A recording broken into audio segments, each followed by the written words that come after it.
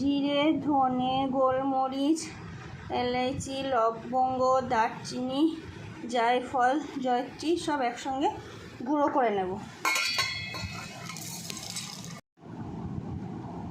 এবার এর ভিতরে পেঁয়াজ, আদা, রসুন,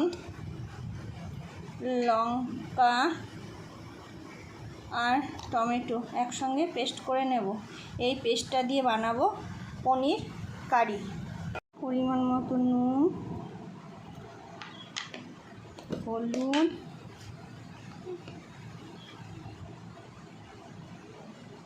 আর লঙ্কার গুঁড়ো দিয়ে পনিরটা মেখে নিয়ে তেলে ভেজে নেব। পনিরটা ভেজে নিলাম।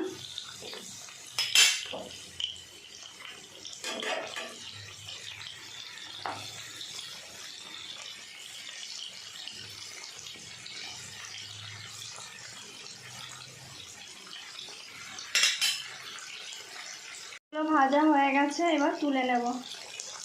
গরম হয়ে গেছে পনির ভাজা তেল, এবার মশলাটা দিয়ে কষে নেব।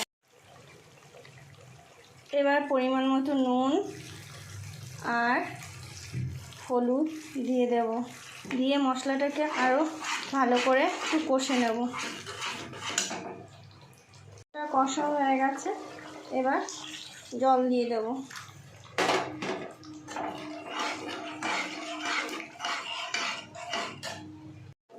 এবার ভাজা পনিরগুলো সব দিয়ে দেবো। দারুণ কালার এসছে, একটু ফুটিয়ে নামিয়ে নেব। হয়ে গেছে, এবার একটু সামান্য চিনি দেব আর কাশি মেথি পাতা দিয়ে নামিয়ে নেব। এই রেসিপিটা যদি তোমাদের ভালো লেগে থাকে তাহলে লাইক করবে, কমেন্টে জানাবে কেমন হয়েছে আর শেয়ার করে দেবে।